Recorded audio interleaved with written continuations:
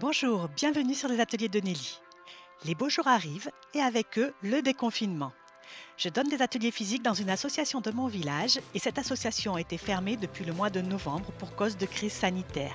J'avais préparé avant ça cet atelier et au moment où je publie cette vidéo, j'ai enfin pu animer cet atelier. Je suis super contente de l'avoir fait et de pouvoir vous montrer cette vidéo.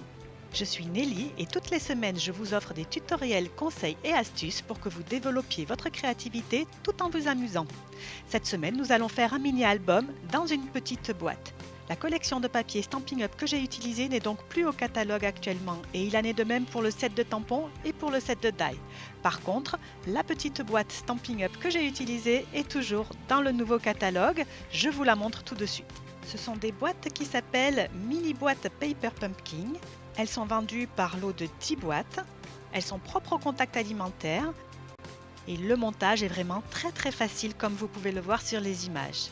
L'extérieur est mat blanc et peut donc être facilement collé ou décoré, tamponné, tout ce que vous voulez. Nous allons nous servir de cette petite boîte pour en faire une valisette. Pour cela, je vais recouvrir chacune des faces d'un morceau de papier de couleur café. Dans une page A4 couleur café, il vous faudra découper un rectangle de 13 par 29,8 cm, deux rectangles de 1 par 29,8 cm et deux rectangles de 6 par 14 cm. Je vous ai mis un plan de coupe qui vous permet de ne pas gaspiller de papier. Vous aurez également besoin d'une demi-page A4 couleur café que vous taillerez dans un rectangle de 13 par 21 cm et un dernier rectangle de 1,8 par 14 cm. Vous trouverez sur mon nouveau site lesateliersdenelly.fr le plan de coupe, toutes les mesures et la liste du matériel qui est toujours au catalogue et que j'ai utilisé dans cette vidéo. Comme vous pouvez le voir sur les images, j'ai utilisé les deux rectangles qui faisaient 6 par 14 cm pour en déchirer des bandelettes de façon complètement aléatoire mais dans le sens de la longueur.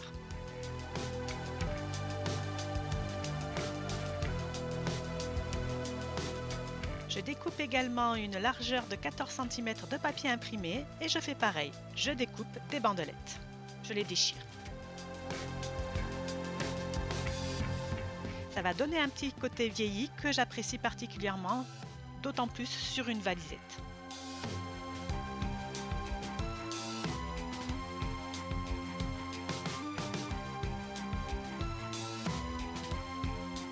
Je vais ensuite coller ces bandes sur la partie centrale de la boîte en la mettant bien à plat. Et bien sûr, je fais très attention de ne rien coller sur les lignes de pli. Ça pourrait rendre difficile la manipulation de ma boîte. Et je colle ainsi de suite chacune des bandes jusqu'en haut de ma boîte. Bien sûr, je ne recouvre pas le fond. Si vous voulez le faire, libre à vous.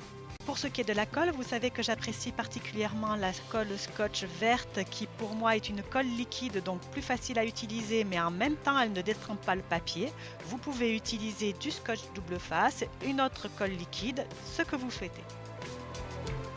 Voilà ce que ça donne une fois que ma boîte est montée. Dans le set de die qui était assorti à la collection, il y avait ces petits die qui figuraient à l'origine un encrier et que je vais détourner pour en faire des boucles pour ma ceinture de valise. J'y taille juste une petite encoche pour pouvoir passer le morceau de papier qui figurera ma lanière et le tour est joué. Les lanières, nous les avions découpées tout à l'heure, ce sont les morceaux qui faisaient 1 par 29,8 cm. Il ne me restera plus qu'à les coller tout autour de ma boîte en faisant très attention de ne rien coller qui empêche l'ouverture de la boîte, bien sûr. Occupons-nous maintenant de la poignée de cette valisette. Le morceau que nous avons découpé au début et qui mesure 1,8 par 14 cm est cette poignée. On le met légèrement en forme à l'aide de notre plioir et on peut le coller sur la valise. Elle est trop belle cette petite valise, qu'est-ce que vous en pensez? À l'intérieur, nous allons y glisser un mini-album que nous allons réaliser en accordéon. Pour cela, il va nous falloir plier le rectangle de papier cartonné couleur café de 13 par 29,8 cm dans la grande longueur à 8 cm, 16 cm et 24 cm. On va également plier le rectangle de papier cartonné couleur café de 13 par 21 cm dans la grande longueur à 8 cm et 16 cm. On les plie en accordéon, on marque les plis avec le plioir et on les pose l'un sur l'autre pour pouvoir les coller. Là, j'utilise du ruban à double face.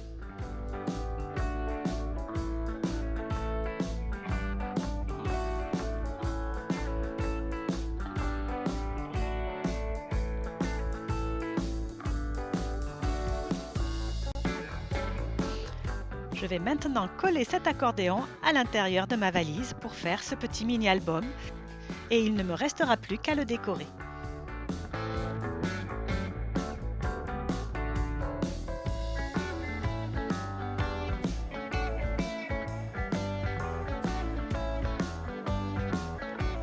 Pour ce faire, j'utilise le set de poinçons Chic Étiquette que vous savez, je l'adore, je l'utilise tout le temps.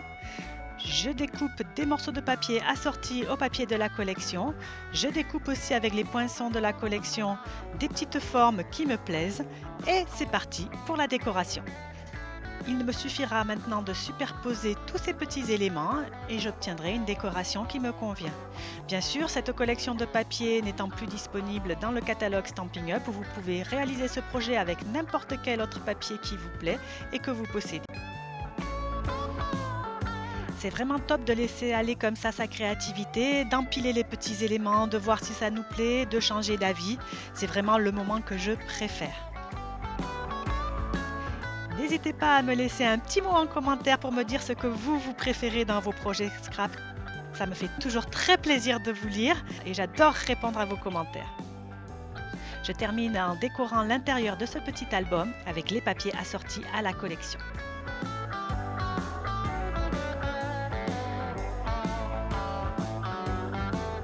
Et ce projet de petite valisette qui renferme un mini-album est à présent terminé.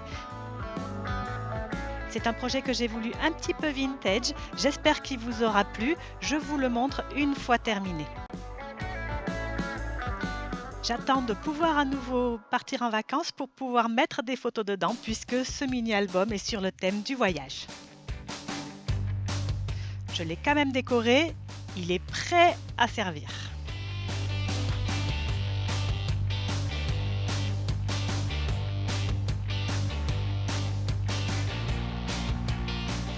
Comme d'habitude, si vous avez apprécié ce projet, n'hésitez pas à mettre un petit pouce en l'air, à vous abonner si vous ne l'avez pas déjà fait. Ça me fait toujours super plaisir et ça récompense le temps que je passe à filmer et à doubler ces vidéos.